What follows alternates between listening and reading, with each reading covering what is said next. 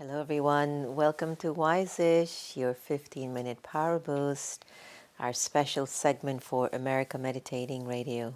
I'm Sister Jenna. So nice to have you back in the morning, to start the morning on a fresh start with an upbeat feeling, with the energy of love in your heart. So I've been doing this session for myself privately, behind the scenes, and I've been asking the soul of Jenna, do you really love yourself? And I keep asking myself this question, and I've been asking, I want to ask you, do you really, really, really believe that you love yourself? And what are the signs that you are? How do you know that you do love yourself? And one of the things that came up so powerfully for me is, I won't feed into the past. Can I get a hands up in the air, please? I mean, can you imagine that simple question? Do you love yourself? And what's the proof? That soul won't live from the past anymore. Living from the past is like going into the garbage can, trying to dig up, trying to get some old stuff in there. And what do you encounter when you go into the garbage can? Lots of dirt, grimy food, smelly stuff. And that's what the past is like. And a person who has self-love, they become pretty mindful that each time they go back into the past, and even if it was a good past, even if it was a celebratory past, the only reason why the soul will keep going back there is because presently it's not feeling happy now, right? So even to go back into that garbage of how great it used to be, it's still a lack of love. Let's look at it this way. Love is my religion. It's the original power of the soul. And if I allow the soul to have space, the love will flourish. But if the thoughts that I'm putting in that space are focused so much on who did what to me, or who should have done what they should have done for me, or it used to be like that, it used to be such good days, what I'm saying is I'm not in a place of love, and I'm not in a place of joy. And I'm going back into the garbage can where I can't find even the same fragrance of what I felt way back in the day, right? So today when I ask you the question, do you really love yourself? It's huge. And I don't mean this as some inspiring, yes, I know it's our Power Boost morning and I know that that's important, but also to really deeply, deeply ask the soul that you are. Do you love the soul? And when we ask ourselves that question, we have to peel away the memories of the past. And how do you do that? Remember when we used to use pencil and paper? Remember those notebook with lines and we used to write with pencil? Oh my gosh, those seem like a long time ago, right? Oh my. Now we're like this, that I have, what you call it? Like carpet tunnel? Like these two fingers, I don't even know if they'll ever be normal by the time I'm 60 or 70. But when we used to write with pencil and paper,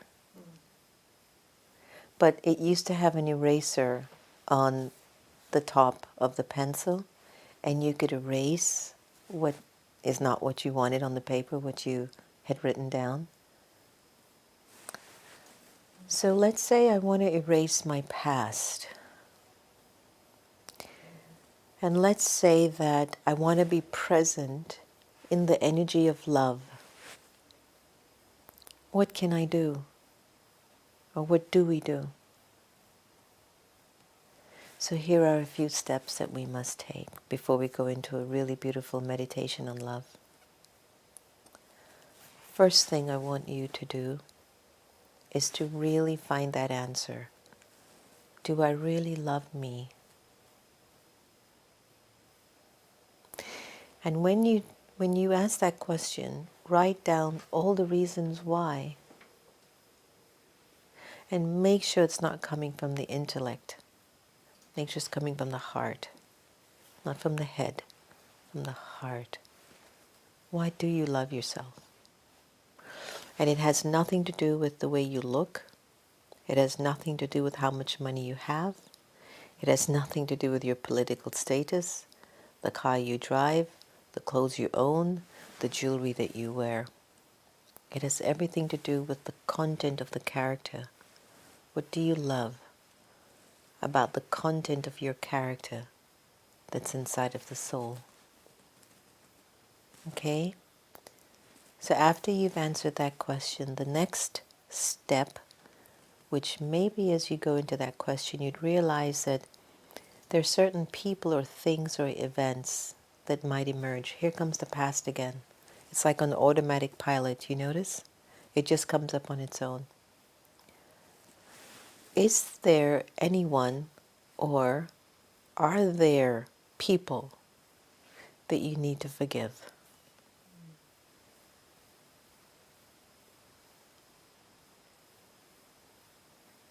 Is there anyone in your life that you really need to forgive?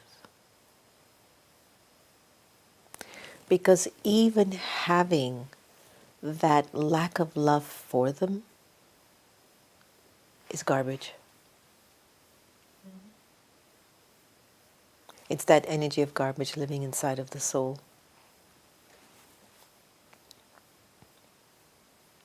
So after you've identified that, the third thing is to communicate from your thought capacity in your mind. If I were to really purely love them, in what way would I think about them? The third thing. So you see how it starts from yourself? Then it goes into maybe what's the obstruction? Then it goes into a process of, well, let me see if I can cure this. And then the fourth step is invite the energy of God's love into the process. Don't do it alone. And so the energy of God's love is like, it's like this gentle wave, you know. It's just always going to keep flowing in and out just to comfort you whenever you need it. You can dive as deep as you want, or you can come to the surface, you can sit at the shore. It's just love, and it's going to always be there for you. That's what the vibration, the entity, the being of the Supreme Power offers the soul.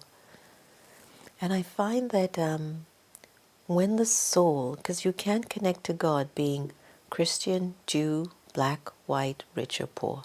It's a block. You have to connect to God just being the soul, the child of the divine. And by having that openness, you begin to rekindle and reawaken and remember what pure love actually is and what it feels like to love unconditionally and fully. For right now, I think our love is in compartments. I've seen scenes where you might be so upset with your spouse and then visitors come and you're like, oh, hi, Mary. How you doing, girl?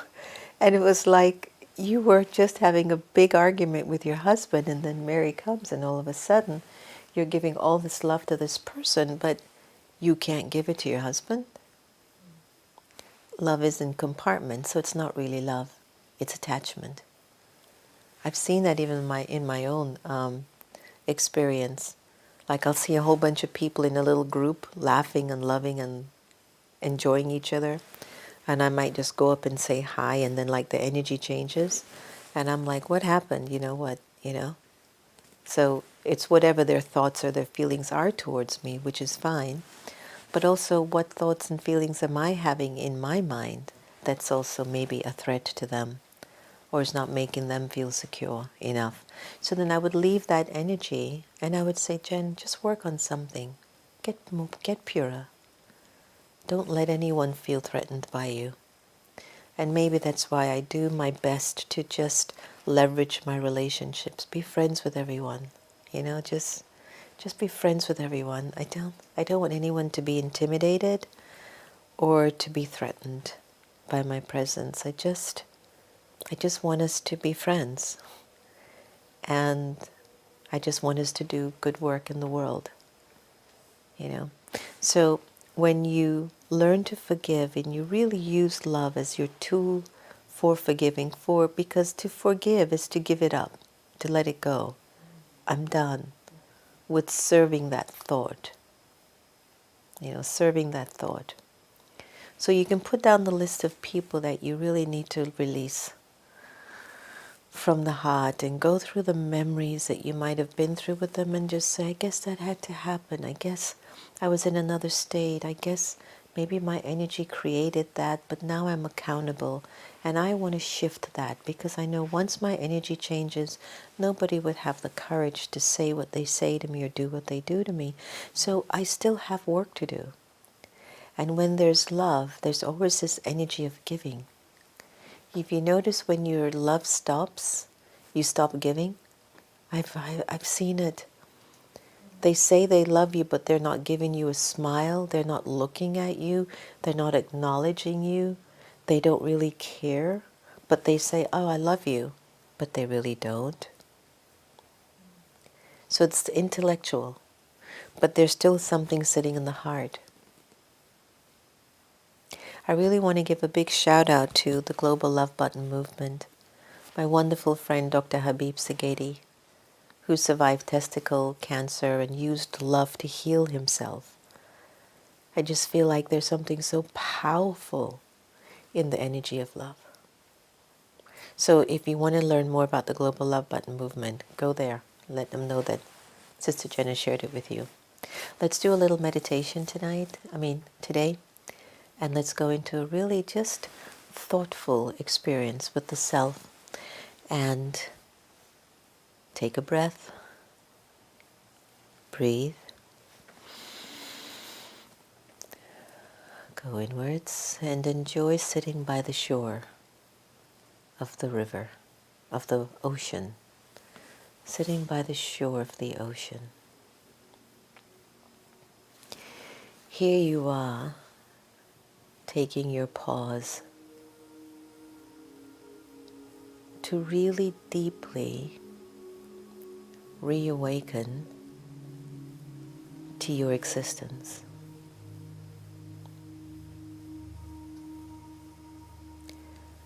And the question that you ask the self is, do I really love I, the soul, the self? And what is the proof that there is love for me? Do I take care of my body? Do I take care of my thoughts and my mind? Do I nurture my relationships?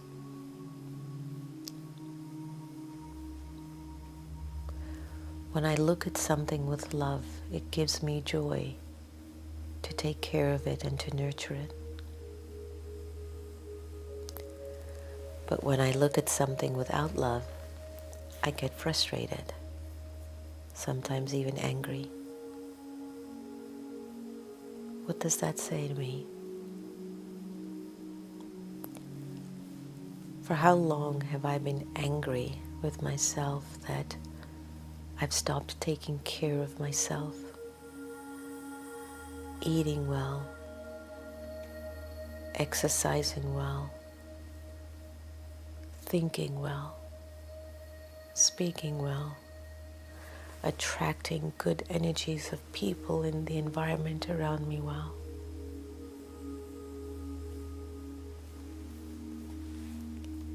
Because what love is, it is the cure. And who I am is a being of love, a pure, profoundly powerful force of energizing love. This love flows consistently like the waves coming onto the shore. I flow love to my partner, to my spouse, to my children, friends, family, in-laws, neighbors, the nature.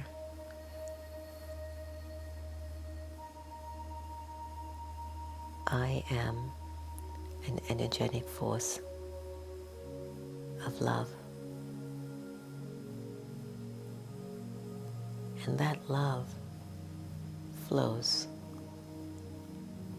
through me constantly.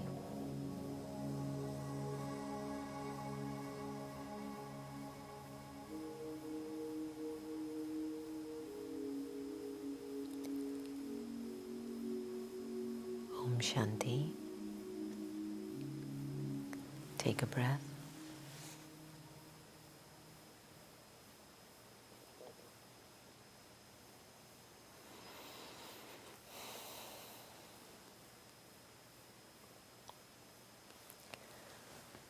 All right. Hope you enjoyed your Wise-ish Power Boost. And before I let you go, I always read you now at the end of each show your Wise-ish good wish for the day. And today is, you are an easy yogi because you experience the stage of being immune to the effect of actions. Why? You practice being a detached observer, a witness of all the scenes unfolding in front of you. You are an easy yogi who experiences the stage of being immune to any effective actions. Why? Because throughout the day you practice being a detached observer. In every scene, you practice being a witness. You don't take everything so personally. My dear friends and fans, thank you for joining us for our America Meditating Wisest segment, your 15-minute power boost in the early morning. Take care and I'll see you tomorrow.